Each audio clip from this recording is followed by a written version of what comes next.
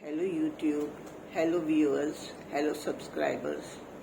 आज का ये एपिसोड मैं उन बच्चों को डेडिकेट करना चाहती हूँ जो 10 से 15 साल के बीच में हैं। 10 और 15 साल के बीच का जो समय होता है ये बच्चों के लिए बहुत ही क्रूशियल होता है, क्योंकि इसमें वो स्कूल में जैसे 10 ईयर का बच्चा है तो वो 5th क्लास में होता है और उसमें पढ़ाई का बर्डन बहुत ज़्यादा हो जाता है। यूनिट टेस्ट होने लग जाते हैं और पेरेंट्स जो हैं वो बहुत कुछ उनसे एक्सपेक्ट भी करना शुरू कर देते हैं। वो अपना स्टडीज़ में मन लगाते हैं, खेलों में भी उनका काफ़ी जो है बॉडी का भी उनका काफ़ी एक्सरसाइज हो जाता है स्कूल में।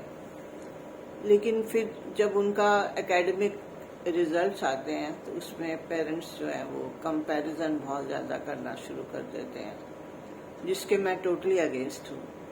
क्योंकि हर चाइल्ड में उसकी अपनी एबिलिटी होती है। कोई स्पोर्ट्स में बहुत अच्छा होता है, कोई डिबेट में बहुत अच्छा होता है। मैंने ऐसे भी देखे हैं बच्चे कि उनको डिबेट की इतनी नॉलेज होती है, अपने आप वो लिखते हैं। और कोई बच्चा ड्रामा आर्टिस्ट कि उसमें अच्छा होता है। तो ये जो है ना कंपैरिजन जो है ये आज की जो पीढ़ी के पेरेंट्स हैं उनको ये कंपैरिजन बिल्कुल नहीं करना चाहिए। इससे बच्चे के माइंड पे बहुत ज़्यादा इफेक्ट हो जाता है। कई बार वो बहुत ज़्यादा डिप्रेशन में चला जाता है कि मैं इतना कुछ करने के बाद भी 90% नंबर ला रहा हूँ और जो बच्चा 99 पॉइंट कुछ ला रहा है फिर मेरे पेरेंट्स उसी के साथ कंपेयर कर रहे हैं। तो ये जो कंपैरिजन का जो ट्रेंड है इसको बिल्कुल टोटली ख़त्म कर देना चाहिए। पेरेंट्स भी यंग हैं, उनको अवेयर होना चाहिए कि हमारा बच्चा हर फील्ड में आगे जा रहा है और जिस फील्ड में वो आगे जा रहा है उसको वो इंकरेज कर रहे हैं, करते हैं। मैं ये नहीं कह रही कि नहीं करते, लेकिन कंपैरिजन जो है ना ये बहुत ज़्यादा जो है वो नुकसानदेह हो जाता है। तो ये हैबिट जो है उनको अपने आप पे भी लागू करनी चाहिए कि इसको वो बिल्कुल ना करें, किसी तरह से कंपेयर ना करें। हर समय अपने बच्चे को सपोर्ट करें, बच्चे को शाबाशी दें, उसको इनकरेज करें जो भी वो लेके आता है। मैंने तो देखा कि बहुत जल्दी बच्चे जो हैं घर में कोई शील्ड ला रहा है, कोई ट्रॉफी ला रहा है, क्योंकि अपनी अपनी फील्ड में वो सक्षम हो जाते हैं। Excuse me. तो इसलिए उनका जो है उनकी बॉडी का केयर करना चाहिए, उनकी हेल्थ का केयर करना चाहिए, उनकी डाइट का केयर करना चाहिए, क्योंकि इसमें इस स्टेज में जो है बच्चे की ग्रोथ बड़ी फास्ट होने लगती है।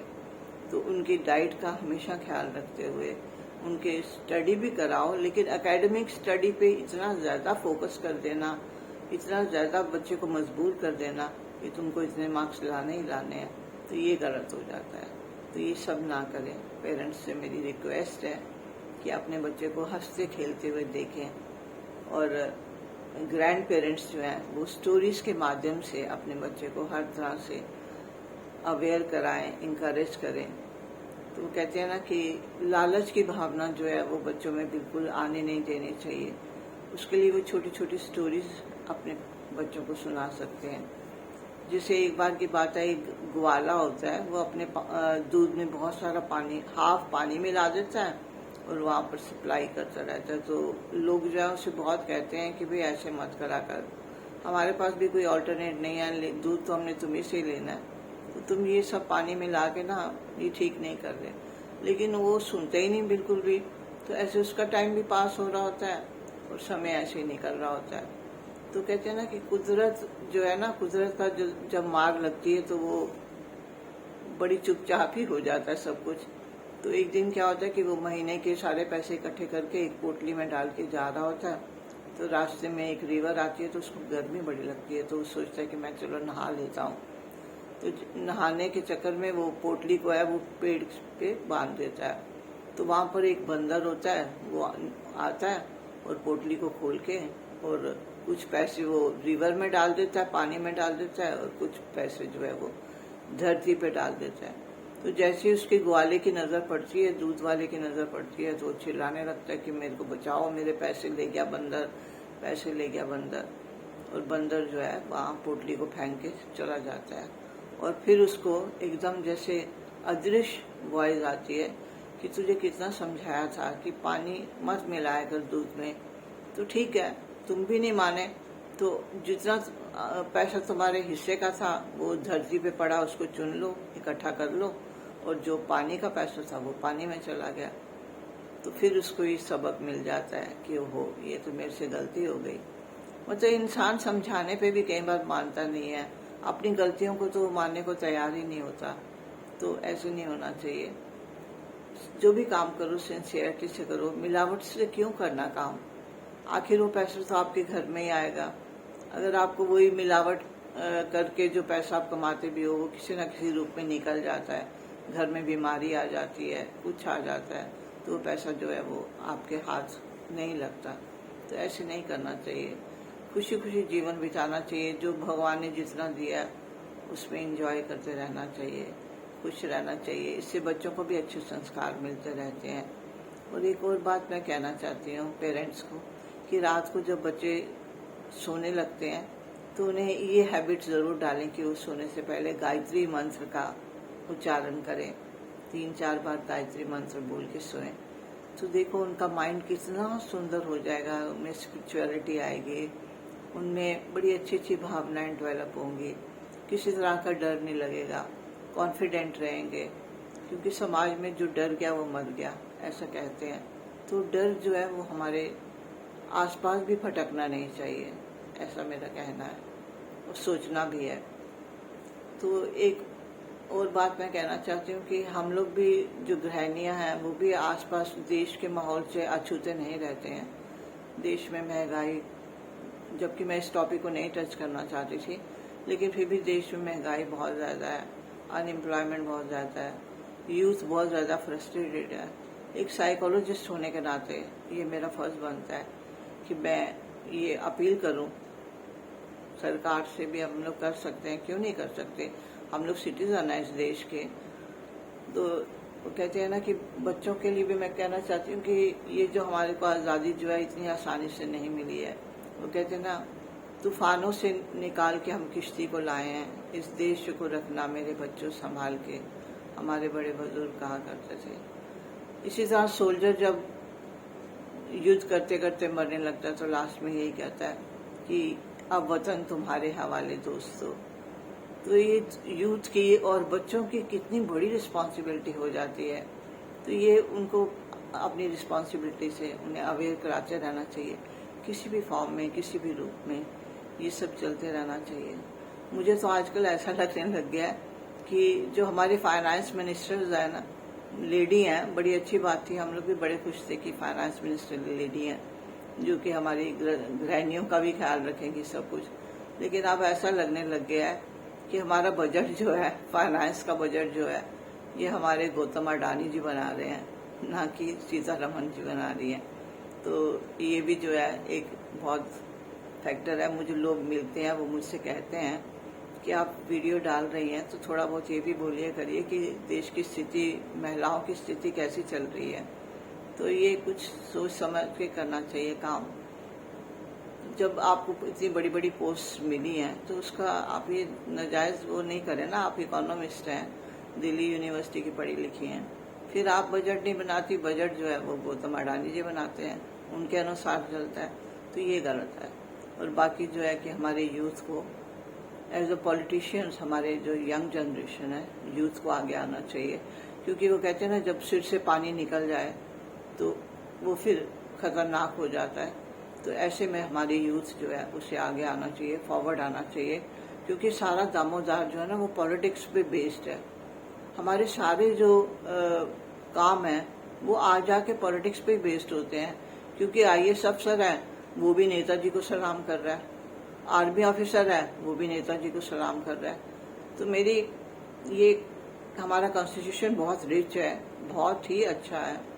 तो मेरी ये ख्वाहिश है कि कॉन्स्टिट्यूशन में एक पॉलिटिशियन की भी जो है ना एज होनी चाहिए। क्योंकि वो 80-80, 90-90 साल तक वो काम करते रहते हैं। उस स्टेज में आके ना एक लालच की भावना भी आ जाती है बहुत ज़्यादा। ये नेचुरल हो जाता है कि जब वो कहते हैं ना शरीर छोड़ने की बात आती है तो इंसान और लालची होता चला जाता है। तो तो ये एक एज रखनी चाहिए कॉन्स्टिट्यूशन में, ये प्रावधान भी होना चाहिए, पॉलिटिशियंस के लिए भी होना चाहिए कि इतनी उम्र तक वो पॉलिटिक्स कर सकते हैं। बाकी ये कि इनडायरेक्टली वो सलाह देते रहें, वो अलग बात है। यूथ को सलाह देते रहें, उसके लिए कोई वो नहीं है।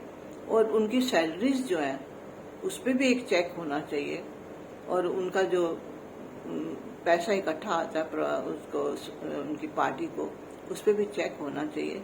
क्योंकि एक तरफ से हमारा जो यूथ है और हमारे जो बच्चे हैं वो उनको प्रॉपर फूड भी नहीं मिलता ठीक से, मेल न्यूट्रिशन है ना। और वो यूथ जो है वो इतनी फ्रस्ट्रेटेड है कि सुसाइड की तरफ उनके रुझान चला जाता है, ध्यान चला जाता है।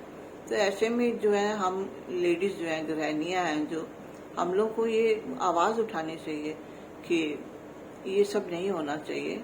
बच्चों को यंग जनरेशन जो है, हमारे यंग पॉलिटिशियंस हैं, उनको आगे आना चाहिए और देश की भागदौड़ संभालनी चाहिए।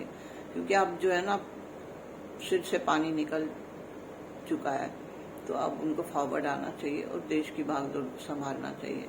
क्योंकि देश को हमने बड़ी मुश्किलों से पाया है।